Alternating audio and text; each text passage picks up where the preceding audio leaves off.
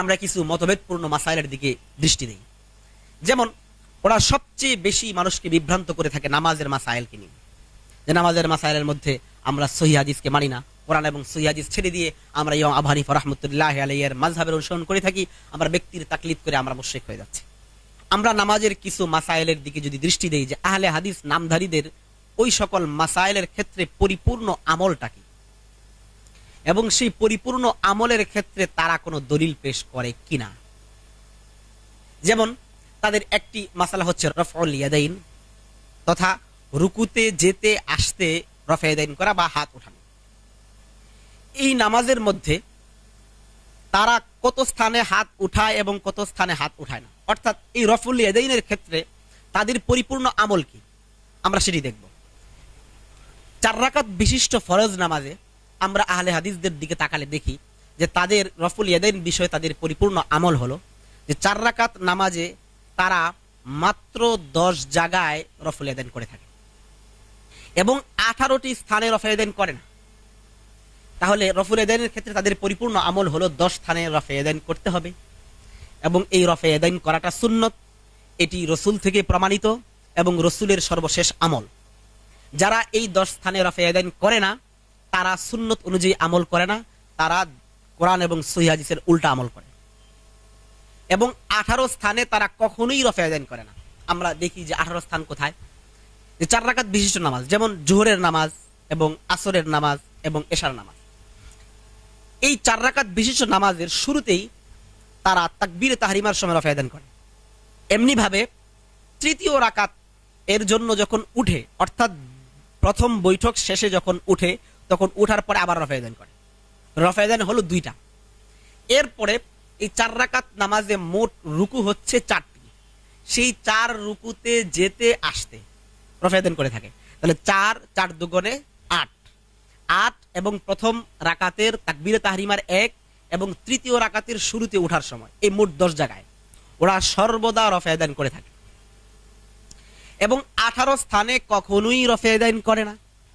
সেই 18 স্থান হলো নামাজের দ্বিতীয় রাকাতের শুরুতে এবং চতুর্থ রাকাতের শুরুতে, এই 2। এবং এই 4 রাকাত বিশিষ্ট নামাজের সেজদাতে যেতে আসতে আমরা জানি প্রত্যেক রাকাতের 2টা সেজদা হয়ে থাকে, সুতরাং 4 রাকাত নামাজের মধ্যে সেজদা হবে 4 দুগুণে 8টি। এই 8টি স্থানে যেতে আসতে তাহলে 8 দুগুণে 16, এই 16 এবং 2 তথা দ্বিতীয় রাকাতের শুরুতে এবং চতুর্থ রাকাতের শুরুতে, এই মোট 16 স্থানে আহলে হাদিস নামধারী ভাইরা কখনোই রফে ইয়াদাইন করে না। তাহলে আমরা দেখতে পাচ্ছি 4 রাকাত বিশিষ্ট নামাজে আহলে হাদিস দাবিদারদের রফুল ইয়াদাইনের ক্ষেত্রে আমল হচ্ছে যে তারা 10 স্থানে সর্বদা রফে ইয়াদাইন করেন এবং 18 স্থানে কখনোই রফে ইয়াদাইন করেন না, এবং এই আমলকে তারা রসুল থেকে প্রমাণিত সুন্নত বলে থাকেন। সেই সাথে এটি রসুলের চূড়ান্ত এবং সর্বশেষ আমল বলে থাকেন, এবং রসুল করিম সাল্লাল্লাহু আলাইহি ওয়াসাল্লাম দায়েমান সর্বদা এই আমল করেছেন বলেও দাবি করে থাকে। সাথে সাথে যারা এই আমলের বিপরীত আমল করে থাকে তারা সুন্নতের খেলাফ, রসুলের থেকে প্রমাণিত সহিহ হাদিসের বিপরীত আমল করে থাকে। এই পরিপূর্ণ বক্তব্য নির্ভর আমরা তাদের কাছ থেকে একটি সহিহ হাদিস দাবি করছি। 18 স্থানে রফে ইয়াদাইন করাই যাবে না, 10 স্থানে রফে ইয়াদাইন করতেই হবে। রসুল সাল্লাল্লাহু আলাইহি ওয়াসাল্লাম সর্বদাই এই আমল করেছেন, মৃত্যু পর্যন্তই এই আমল করেছেন, এবং এই আমলটাই সুন্নাত। এই বক্তব্য নির্ভর সির্ফ একটি সহিহ হাদিস আমরা তাদের কাছে চাচ্ছি। যদি এমন হাদিস প্রমাণ করে যে রুকুতে যেতে আসতে রফে ইয়াদাইন করতে হবে, কিন্তু 18 স্থানে রফে ইয়াদাইন না করার বা ওই 18 স্থানে রফে ইয়াদাইন না করার নিষেধাজ্ঞার কোনো হাদিস উপস্থাপন না করে, তাহলে তারা মিথ্যুক বলে সাব্যস্ত হবে। সাথে সাথে তাদের হাদিসের মধ্যে রসুল দায়েমান এই কাজ করেছেন এই বক্তব্য না থাকে, তবুও তারা মিথ্যুক সাব্যস্ত হবে। এবং রসুল করিম সাল্লাল্লাহু আলাইহি ওয়াসাল্লামের জিন্দেগীর সর্বশেষ আমল এটা ছিল, এই দলিল উপস্থাপন না করতে পারলেও তাদেরকে মিথ্যুক সাব্যস্ত করা হবে। সেই সাথে এটাকে রসুল সুন্নত বলেছেন, এই বক্তব্য যদি উপস্থাপন না করতে পারে তবুও তাদেরকে মিথ্যুক বলে সাব্যস্ত করা হবে। তাহলে রফে ইয়াদাইনের ক্ষেত্রে আমরা এই সকল বিষয়ের সাথে সাথে আরো যে বিষয়টি তাদের কাছ থেকে জানতে চাবো সেই বিষয়টি হচ্ছে যে তাদের এই দলিলটা এমন গ্রন্থ থেকে দেখাতে হবে যে গ্রন্থের সংকলক মুজতাহিদ নয় এবং মুকাল্লিদ নয়, বরং গায়রে মুকাল্লিদ। যদি কোনো মুজতাহিদের গ্রন্থ থেকে কিংবা মোকাল্লিদের গ্রন্থ থেকে তারা প্রমাণ পেশ করেন বা হাদিস পেশ করেন, দলিল পেশ করেন, তাহলে এটাও গ্রহণযোগ্য হবে না। কারণ তাদের মতে যারা ভ্রান্ত, তাদের গ্রন্থ থেকে দলিল পেশ করার কোনো অধিকার তাদের নেই। সেই সাথে যে হাদিসটি পেশ করবেন সেই হাদিসটিকে সহি প্রমাণ করতে হবে আল্লাহ থেকে অথবা রসুল থেকে। কোনো ব্যক্তির উম্মতির মতামতের আলোকে কোনো হাদিসকে সহি জয়ীফ বলার অধিকার কোনো আহলে হাদিস নামধারীদের হতে পারে না। কারণ যেহেতু তারা আগেই বলে দিয়েছেন কোনো ব্যক্তির মতামত গ্রহণযোগ্য নয়, কেবল আল্লাহ এবং রসুলের কথা গ্রহণযোগ্য। আমরা আরেকটি বিষয় তাদের ক্ষেত্রে আমরা দেখতে পাই, নামাজের আরেকটি মাসালা, যেমন কেরাত খালফাল ইমাম, ইমামের পিছনে সূরা ফাতিহা পড়া। এই বিষয়ের ক্ষেত্রেও আমরা যদি কিছু বিষয় তাদের ক্ষেত্রে লক্ষ্য করি তাহলে দেখব যে আসলে মৌলিকভাবে এই বিষয়ে তারা আমাদেরকে ধোঁকা দিচ্ছে এবং সাধারণ মুসলমানদের সাথে প্রতারণা করতেছে। যখন তারা কেরাত খালফাল ইমাম বিষয়ে আপনার সাথে কথা বলতে আসবে, অর্থাৎ ইমামের পিছনে সূরা ফাতিহা বিষয়ে কথা বলতে আসবে, তখন আপনি তাকে জিজ্ঞাসা করবেন যে এই বিষয়ে আপনার পরিপূর্ণ আমলটা কি, সেটি আগে উপস্থাপন করবেন। তাদের পরিপূর্ণ আমল হচ্ছে যে একজন ইমামের খুতবা সবার পক্ষ থেকে খুতবা হয়, একজন ব্যক্তির আজান সবার পক্ষ থেকে আজান হয়, একজন ব্যক্তির একামত সবার পক্ষ থেকে একামত হয়, ইমামের সামনের সূত্রা সবার পক্ষ থেকে সূত্রা হয়, এবং ইমামের 114 সূরার মধ্যে 113 সূরা ইমাম পড়লে মুক্তাদির পড়া হয়, কিন্তু একটি সূরা তথা সূরা ফাতিহা ইমাম পড়লে মুক্তাদির পক্ষ থেকে হয় না। এই বক্তব্য নির্ভর একটি সহিহ হাদিস, যেই সহিহ হাদিসটি এনেছেন এমন ব্যক্তি যিনি মুজতাহিদ নয়, মুকাল্লিদ নয়, বরং সেই ব্যক্তি গায়রে মুকাল্লিদ। সাথে সাথে সেই হাদিসটিকে তারা সহি প্রমাণ করবেন আল্লাহ রাব্বুল আলামিনের বক্তব্য দিয়ে অথবা রাসূল করিম সাল্লাল্লাহু আলাইহি ওয়াসাল্লাম দিয়ে। যদি এর কোনো একটি না পারে তাহলে তাদেরকে মিথ্যুক এবং প্রতারক সাব্যস্ত করা হবে। কারণ মুখে বলবে একটা, প্রচার করবে একটা, স্লোগান দিবে একটা, কিন্তু কাজ করবে ভিন্ন। এরকম ধোঁকাবাজি আর তাদের থেকে হতে দেওয়া যাবে না। এই জন্য আমাদের এই পয়েন্ট ভালো করে খেয়াল রাখতে হবে যে 114 সূরার মধ্যে 113 সূরা ইমাম পড়লে মুক্তাদির পক্ষ থেকে হয়ে যায়, কিন্তু সূরা ফাতিহা হয় না। ইমাম যদি খুতবা পড়ে সবার পক্ষ থেকে খুতবা হয়ে যায়, ইমামের সামনে সূত্রা রাখলে সবার পক্ষ থেকে সূত্রা রাখা হয়ে যায়, একজন একামত দিলে সবার পক্ষ থেকে একামত হয়, একজন আজান দিলে সবার পক্ষ থেকে আজান হয়ে যায়, কিন্তু সূরা ফাতিহা হয় না সবার পক্ষ থেকে। এই বক্তব্য নির্ভর সহিহ হাদিস দেখাতে হবে এমন গ্রন্থ থেকে যেটার সংকলক মুজতাহিদ নয়, মুকাল্লিদ নয়, বরং গায়রে মুকাল্লিদ, এবং সেই হাদিসটিকে সহি প্রমাণ করতে হবে আল্লাহ এবং রসুলের বক্তব্য দিয়ে। কোনো উম্মতির বক্তব্য দিয়ে, জরাহ তাদিলের কোনো ইমামের বক্তব্য দিয়ে যদি হাদিসকে সহি জয়ীফ সাব্যস্ত করে তাহলে সাথে সাথেই তাদেরকে মিথ্যুক এবং প্রতারক সাব্যস্ত করা হবে। নামাজের মাসালার ক্ষেত্রে আরেকটি প্রচলিত একটি অপপ্রচারকৃত একটি মাসালা হচ্ছে আমিন বিল জেহের বা আমিন জুড়ে বলার মাসালা। আমরা তাদেরকে প্রথমে জিজ্ঞাসা করব যে আহলে হাদিস ভাইয়েরা, আপনারা নামাজের মাঝে যে আমিন বলেন, আপনাদের পরিপূর্ণ সূরতটা আপনারা বলেন যে আপনার নামাজের কখন আমিন বলেন, কখন আমিন বলেন। আমরা জানি যে আমাদের আহলে হাদিস ভাইরা যারা নামাজের মাঝে আমিন বলেন তারা কোনো নফল নামাজে আমিন জুড়ে বলে না, কোনো সুন্নত নামাজে আমিন জুড়ে বলে না। আর আমরা জানি ফরজ নামাজের তুলনায় সবচেয়ে বেশি হচ্ছে নফল নামাজ। তাহলে বোঝা গেল অধিকাংশ নামাজে আমাদের আহলে হাদিস ভাইয়েরা তথা আমিন জুড়ে বলা ভাইয়েরা তারা আমিন জুড়ে বলেন না।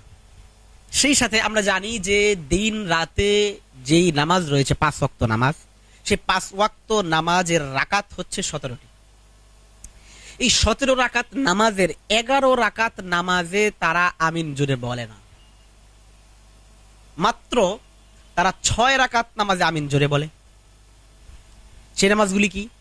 ফজরের 2 রাকাত নামাজে আমিন জোরে বলে, মাগরিবের 2 রাকাত নামাজে আমিন জোরে বলে এবং এশার 2 রাকাত নামাজে আমিন জোরে বলে, প্রাথমিক 2 রাকাত। এবং জোহরের 4 রাকাত, আসরের 4 রাকাত, মাগরিবের শেষের 1 রাকাত এবং এশার শেষের 2 রাকাত, এই মোট 11 রাকাতে কখনোই আমিন জোরে বলে না।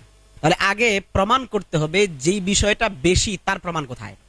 তাদের পূর্ণাঙ্গ আমল তাহলে দাঁড়ালো 11 রাকাত নামাজে আমিন কখনোই জোরে না বলা এবং 6 রাকাত নামাজে আমিন সর্বদাই জোরে বলা, এবং এই 6 রাকাত নামাজে সর্বদা আমিন জোরে বলা রাসূল করিম সাল্লাল্লাহু আলাইহি ওয়াসাল্লাম থেকে প্রমাণিত এবং রাসূল সাল্লাল্লাহু আলাইহি ওয়াসাল্লাম সব সময় করেছেন। রাসূলের সর্বশেষ আমল এটাই সুন্নত, এর বিপরীত আমল করলে খেলাফে সুন্নত হবে। এই বক্তব্য নির্ভর, এই পরিপূর্ণ বক্তব্য নির্ভর। আবারও বলতেছি, 11 রাকাত নামাজে আমিন আস্তে বলা, 6 রাকাত নামাজে আমিন জোরে বলা রসুল থেকে প্রমাণিত। রসুল সব সময় করেছেন, সর্বদা করেছেন, মৃত্যু পর্যন্ত করেছেন, এটাই সুন্নত। বিপরীত করলে নামাজে সুন্নতের খেলাফ হবে। এই বক্তব্য নির্ভর একটি সহিহ হাদিস, যেই হাদিসটি এমন গ্রন্থ থেকে প্রমাণ করতে হবে যে গ্রন্থের সংকলক মুজতাহিদ নয়, মুকাল্লিদ নয়, বরং গায়রে মুকাল্লিদ, এবং যে হাদিসকে সহি বলেছেন আল্লাহ কিংবা রসুল, কোন উম্মতির বক্তব্যের আলোকে উক্ত হাদিসকে সহি জয়ীফ সাব্যস্ত করা যাবে। যদি অর্ধেক দলিল পেশ করে তাহলে তাদেরকে মিথ্যুক সাব্যস্ত করা হবে। আমরা জানি যে তারা এই ক্ষেত্রে বুখারী শরীফের একটি হাদিস পেশ করে থাকে, যেখানে ইমাম বুখারী রাহমাতুল্লাহ আলাইহি আমিনের আলোচনা করেছেন। সেখানে তারা প্রাথমিকভাবে যে হাদিসটি পেশ করে সেটা হচ্ছে যে আতা রাহমাতুল্লাহ আলাইহি বলেছেন যে আমিন দুআউন, যে আমিন হচ্ছে দোয়া। এরপরে হযরত আব্দুল্লাহ বিন জুবাইর রাদিয়াল্লাহু তাআলা আনহু এবং হযরত আব্দুল্লাহ বিন ওমর রাদিয়াল্লাহু তাআলা আনহু এবং হযরত আবু হুরায়রা রাদিয়াল্লাহু তাআলা আনহুর থেকে বক্তব্য পেশ করে থাকে যে আমিন জোরে বলতে হবে। এই ক্ষেত্রে আমরা কি জবাব দিতে পারি? এই ক্ষেত্রে মৌলিক জবাব যেটা আমরা আগেই বলে দিয়েছি, যে আসলে এই সকল কিছু বলার তাদের কোনো অধিকার নেই। কারণ আব্দুল্লাহ বিন জুবাইর রাদিয়াল্লাহু তাআলা আনহুর বক্তব্য, হযরত আব্দুল্লাহ বিন ওমর রাদিয়াল্লাহু তাআলা আনহুর বক্তব্য এবং আবু হুরায়রা রাদিয়াল্লাহু তাআলা আনহুর নিজস্ব বক্তব্য দিয়ে তারা কোনো প্রকার প্রমাণ পেশ করার অধিকার রাখে না, যেহেতু তাদের কাছে দলিল কেবল মাত্র কোরআন ও সহিহ হাদিস তথা আল্লাহ এবং রাসূলের বক্তব্য। দ্বিতীয় বিষয় হচ্ছে যে এই 3টি বক্তব্য যে ইমাম বুখারী রাহমাতুল্লাহ আলাইহি এনেছেন, সেখানে ইমাম বুখারী সূত্র উল্লেখ করেন নাই। মজার বিষয় হচ্ছে তারাই সবচেয়ে বলে থাকেন যে সূত্র ছাড়া কথা গ্রহণযোগ্য নয়, অথচ আমিন বিল জেহের প্রমাণের জন্য বুখারীর যেই বর্ণনাটা দেওয়া হচ্ছে সেখানের কোথাও ইমাম বুখারী রাহমাতুল্লাহ আলাইহি সূত্র উল্লেখ করেন নাই। তাহলে আগে এটা প্রমাণ করতে হবে যে সূত্রহীন বক্তব্য গ্রহণযোগ্য কিনা। যদি তারা নিজেদের দাবিতে অটল থাকেন তাহলে এই দলিল দিয়ে তারা কিছুতেই আমিন বিল জেহের প্রমাণ করতে পারবে না। তাদের আরেকটি দলিল হচ্ছে যে আবু হুরায়রা রাদিয়াল্লাহু তাআলা আনহু থেকে ইমাম বুখারী রাহমাতুল্লাহ আলাইহি সনদ সহ যে হাদিসটি এনেছেন, সেই হাদিসের মধ্যে আবু হুরায়রা রাদিয়াল্লাহু তাআলা আনহু থেকে বর্ণিত রাসূল করিম সাল্লাল্লাহু আলাইহি সাল্লাম বলেছেন, ইদা আম্মানাল ইমাম ফাআম্মিনু, যে ইমাম যখন আমিন বলবে তখন তোমরাও আমিন বলো। ফাইন্নাহু মান ওয়াফাকা তামিনুহু তামিনাল মালাইকাতি গুফিরা লাহু মা তাকাদ্দামা মিন যামবিহি, ও কামা ক্বালা আলাইহিস সালাতু ওয়াস সালাম। এই হাদিসটি তারা আমিন বিল জেহেরের ক্ষেত্রে উপস্থাপন করে থাকে, যেখানে আবু হুরায়রা রাদিয়াল্লাহু তাআলা আনহু থেকে বর্ণিত রাসূল করিম সাল্লাল্লাহু আলাইহি ওয়াসাল্লাম বলেছেন যে ইদা আম্মানাল ইমাম ফাআম্মিনু, যখন ইমাম আমিন বলে তখন তোমরাও আমিন বলো। ফাইন্নাহু মান ওয়াফাকা তামিনুহু তামিনাল মালাইকাতি গুফিরা লাহু মা তাকাদ্দামা মিন যামবিহি, কেননা যেই ব্যক্তির আমিন বলাটা ফেরেশতার আমিন বলার সাথে মিলে যায় তার পিছনের সমস্ত গুনাহ মাফ হয়ে যায়। এই হাদিস তারা কিভাবে আমিন বিল জেহেরের ক্ষেত্রে পেশ করেন সেটাই হচ্ছে আমাদের কাছে সবচেয়ে আশ্চর্যের বিষয়। এখানে তারা বলে থাকে যেহেতু বলা হচ্ছে যে আমিন যখন ইমাম বলে তখন তোমরা আমিন বলো। আমাদের এখানে কয়েকটি প্রশ্ন। 1 নম্বর প্রশ্ন হচ্ছে, ইমাম সাহেব আমিন কি জোরে বলেন না আস্তে বলেন? আমরা জানি যে ইমাম সাহেব আমিন আস্তে বলেন। আচ্ছা, যদি ইমাম সাহেব আমিন জোরে বলে থাকে, সেই হিসাবে যদি মুক্তাদিদের আমিন জোরে বলতে হয়, এখানে আল্লাহর নবী উদাহরণ দিয়েছেন যে ফেরেশতার আমিনের সাথে মিলে যাওয়া। আমরা জানি যে ফেরেশতা আমিন তো আস্তে বলে, ফেরেশতা আমিন জোরে বলে না। তাহলে ফেরেশতার আমিনের সাথে মিলানোর যে হাদিস আনা হলো, যদি এই হাদিসের উপরে আমল করতে হয় তাহলে বলতে হবে আমিন আস্তে বলতে হবে। কারণ এখানে বলা হয়েছে যে তোমাদের আমিন যদি ফেরেশতার আমিনের সাথে মিলে যায়, আর ফেরেশতা কখনোই জোরে আমিন বলে না, কারণ আমরা ফেরেশতার আমিন শুনি না। তাহলে ফেরেশতা আমিন জোরে বলে, বুখারীর এই হাদিস প্রমাণ করতেছে আমরাও আমিন আস্তে বলবো। কিন্তু বলা হচ্ছে জোরে আমিন, দলিল দেওয়া হচ্ছে ফেরেশতার আমিনের, সম্পূর্ণ বিপরীতমুখী বক্তব্য। এটা কিছুতেই হতে পারে না। আরো সবচেয়ে একটি মজার বিষয় হচ্ছে যে প্রশ্নটি আমরা আমিন বিল জেহরের ক্ষেত্রে গোটা পৃথিবীর সমস্ত গায়ের মুকাল্লিদিন বা কথিত আহলে হাদিসদের কাছে রাখতেছি। সেই প্রশ্নটি হচ্ছে যে তারা বলে থাকেন যে ইমামের পিছনে সূরা ফাতিহা সবার পড়তে হবে, এবং সূরা ফাতিহার পরে গায়রুল মাগদুবি আলাইহিম ওয়ালাদ-দাল্লিন আমিন বলার পরে সবাই সমস্বরে উচ্চ স্বরে সবাই আমিন বলে উঠবে। আমাদের বক্তব্য হচ্ছে, কোন একজন ব্যক্তি যদি এমন সময় নামাজে এসে শরিক হয় যেই সময় ইমাম সাহেব নামাজের তাকবীরের পরে সূরা ফাতিহা শেষ করে ফেলেছেন, আর যিনি এসেছেন নামাজে শরিক হয়েছেন সে মাত্র সূরা ফাতিহা শুরু করেছে, কথার কথা ওই ব্যক্তি নামাজে আসার পরে বলতেছে আলহামদুলিল্লাহি রাব্বিল আলামিন আর রহমানির রহিম। এমন সময় ইমাম সাহেব গায়রুল মাগদুবি আলাইহিম ওয়ালাদ-দাল্লিন বলে ফেলেছে, অর্থাৎ ইমামের গায়রুল মাগদুবি আলাইহিম ওয়ালাদ-দাল্লিন শেষ হলো, আর আগত ব্যক্তির মাত্র আলহামদুলিল্লাহি রাব্বিল আলামিন আর রহমানির রহিম শেষ হলো। যদি ইমাম গায়রুল মাগদুবি আলাইহিম ওয়ালাদ-দাল্লিন বলার সাথে সাথে সবার আমিন বলতে হয়, তাহলে এখন যেই ব্যক্তি সূরা ফাতিহা পড়লো সে কি করবে? তারও তো আমিন বলতে হবে। আর আর রহমানির রহিম বলার পরে আমিন বলা কোন সহিহ হাদিস দ্বারা প্রমাণিত? এর প্রমাণ আমাদেরকে কথিত আহলে হাদিস ভাইদের দিতে হবে যে সবার যদি সূরা ফাতিহা পড়তে হয় আর সবাই গায়রুল মাগদুবি আলাইহিম ওয়ালাদ-দাল্লিন বলার পরে আমিন বলতে হয়, তাহলে এই ক্ষেত্রে একজন ব্যক্তি যিনি কিছুক্ষণ পরে এসে নামাজে শরিক হয়েছেন সেই ব্যক্তি কিভাবে আমিন বলবে? যদি আমিন বলেই থাকে তাহলে আর রহমানির রহিম বলার পরে আমিন বলা কোন সহিহ হাদিস দ্বারা প্রমাণিত?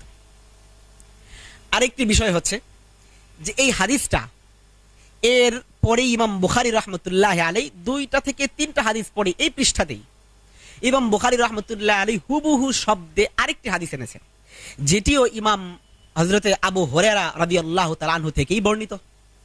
সেই হাদিসের শব্দ হচ্ছে এমন, যেখানে হযরতে আবু হুরায়রা রাদিয়াল্লাহু তাআলা আনহু বলতেছেন যে ইদা ক্বালাল ইমাম সামিআল্লাহু লিমান হামিদা ফাকুলু রব্বানা লাকাল হামদ ফাইন্নাহু মান ওয়াফাকা কওলুহু কওলাল মালায়েকাতি গুফিরা লাহু মা তাকদ্দামা মিন যামবি।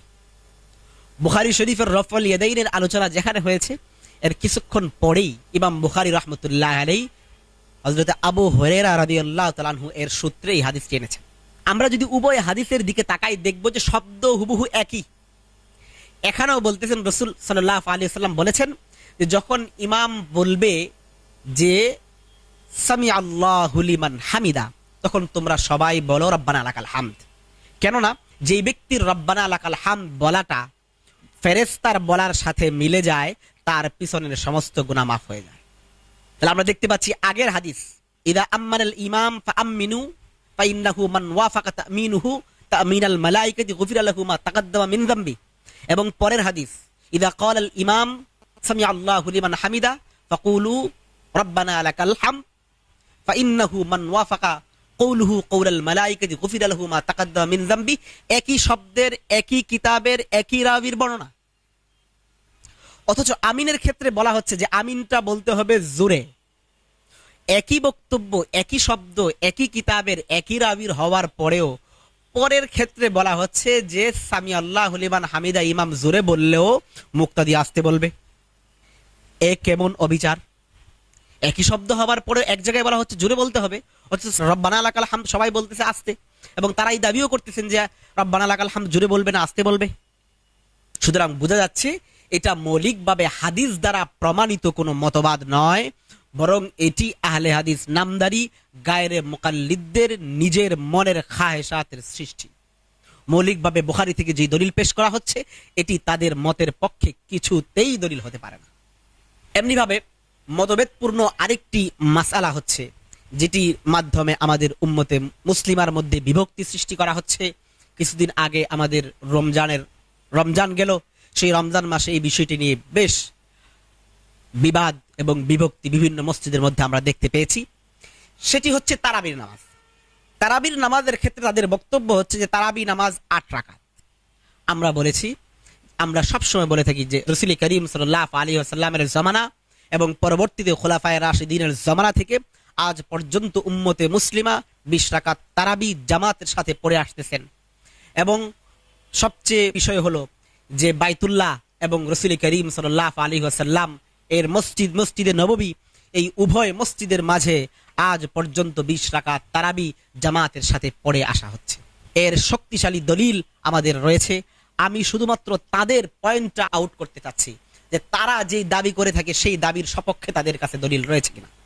আমরা দেখতে পাই যে যারা 8 রাকাতের দাবি করতেছেন তাদের পরিপূর্ণ আমলটা কি।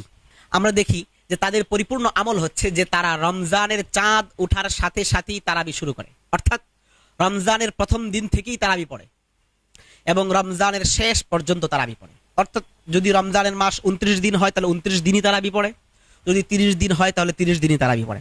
তাহলে রমজান মাসের তারাবির ক্ষেত্রে তাদের একটি আমল হলো সারা মাস তারাবি পড়া। 2 নম্বর আমল হলো যে তারাবিটা জামাতের সাথে পড়া। 3 নম্বর তাদের আমল হলো তারাবিটা মসজিদে এসে পড়া। 4 নম্বর আমল হলো তারাবি শেষে জামাতের সাথে বেতের পড়া। 5 নম্বর আমল হলো তারাবি পড়ে ঘুমিয়ে যাওয়া।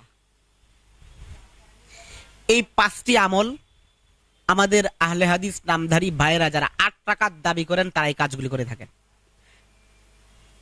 তাদের কাছে আমাদের জিজ্ঞাসার বিষয় হলো এটা, আপনারা বলে থাকেন যে আপনাদের 8 রাকাত তারাবি রাসূল থেকে প্রমাণিত আর আমাদের 20 রাকাত তারাবি এর কোনো প্রমাণ রাসূল থেকে নেই। আপনারা 8 রাকাত তারাবি রাসূল থেকে প্রমাণিত হলে আপনারা যে 5টি আমল করে থাকেন, আপনাদের তারাবি 8 যদি রাসূল থেকে প্রমাণিত হয় তাহলে এই 5টি সিফাত এবং 5টি আমল সহ রাসূল থেকে প্রমাণিত বলে একটি সহিহ হাদিস আমাদেরকে পেশ করো।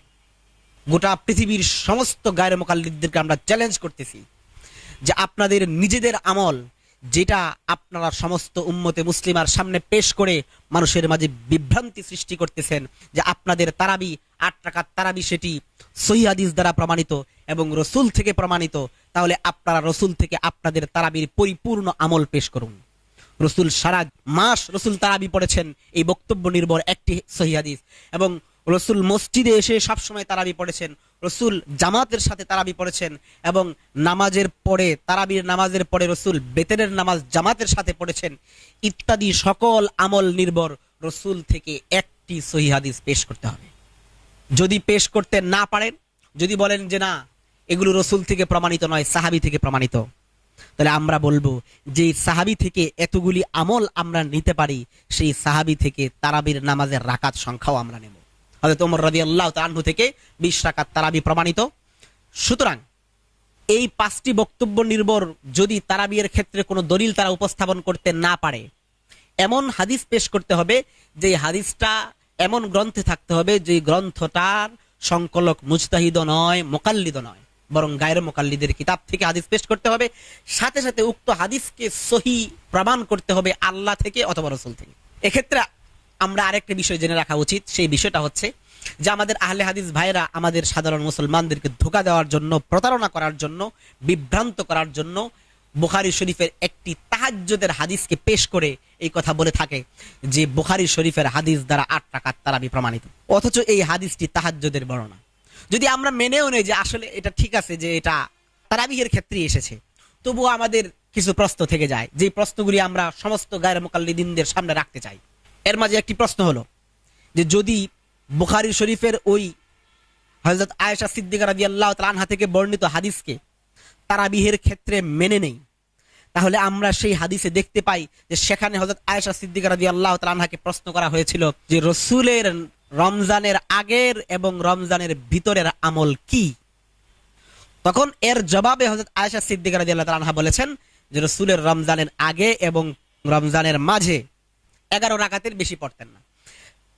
তাহলে এই হাদিস যদি তারাবিহের নামাজ হয়, তারাবিহের নামাজের ক্ষেত্রে প্রযোজ্য হয়, তাহলে আমাদের প্রশ্ন হলো যে রাসূল করিম সাল্লাল্লাহু আলাইহি ওয়াসাল্লাম কি রমজান ছাড়া তারাবি পড়েছেন? যদি এটি রমজানের তারাবিহের ক্ষেত্রে হয়ে থাকে তাহলে কি রাসূল রমজানের আগে তারাবি পড়েছেন?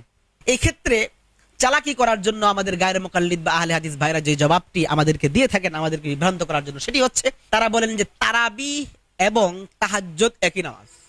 রমজানের আগে যেই নামাজ তাহাজ্জুদ, সেই নামাজটাই নাকি রমজানে এসে তারাবি হয়ে যায়। এই ক্ষেত্রে আমরা গায়রে মুকাল্লিদিন বা আহলে হাদিসদের কাছে প্রশ্ন রাখতে চাই। একটি সহিহ হাদিস পেশ করতে হবে যে একই নামাজ 11 মাস তাহাজ্জুদ থাকে আর 12তম মাস তথা রমজানে এসে সেটি তারাবি হয়ে যায়, এই বক্তব্য নির্ভর একটি সহিহ হাদিস, যেখানে পরিষ্কার ভাষায় থাকতে হবে যে 11 মাস যেই নামাজটা তাহাজ্জুদ ছিল সেটাই আবার 12তম মাস রমজানে এসে তারাবি হয়ে গেছে। রাসূল থেকে তারাবি তাহাজ্জুদ শব্দ সহ একটি সহিহ হাদিস আমাদেরকে পেশ করতে হবে। 2 নম্বর বিষয় হচ্ছে যেই নামাজটি 11 মাস ঘরে পড়া উত্তম, সেই নামাজটি 12তম মাস তথা রমজানে এসে মসজিদে পড়া উত্তম হয়ে যায়, এই বক্তব্য নির্ভর একটি সহিহ হাদিস পেশ করতে পারো। এমনি ভাবে 11 মাস যেই নামাজ জামাত ছাড়া পড়া উত্তম, 12তম মাস তথা রমজানে এসে সেই নামাজটা জামাতের সাথে পড়া উত্তম, এই বক্তব্য নির্ভর একটি সহিহ হাদিস আমরা চাই।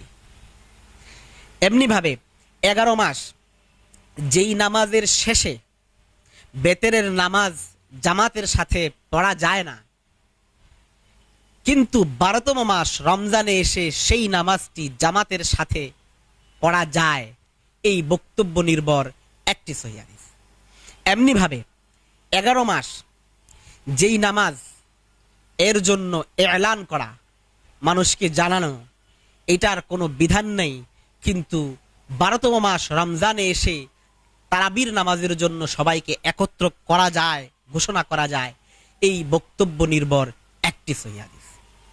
এই সকল বিষয়ের ক্ষেত্রে আমরা তাদের কাছে যেই সহিহ হাদিস চাচ্ছি, সেই সহিহ হাদিসটাও এমন গ্রন্থ থেকে চাইতেছি যে গ্রন্থের সংকলক মুজতাহিদ নয়, মুকাল্লিদ নয়, বরং গায়রে মুকাল্লিদ। কোন মুজতাহিদের গ্রন্থ থেকে কোনো হাদিস পেশ করতে পারবে না। সেই সাথে সেই হাদিসটিকে আল্লাহ এবং তার রাসূল থেকে সহিহ প্রমাণ করতে হবে। एक सितारा में कहकशा हो गया, कहकशा हो गया, कहकशा हो गया। मेरा नाम आया माल देखो जरा, रोशनी ही तो है, रोशनी ही तो है। मेरा लाशाए पामाल समझो भला, जिंदगी ही तो है, जिंदगी ही तो है। हाँ यही जिंदगी है मेरे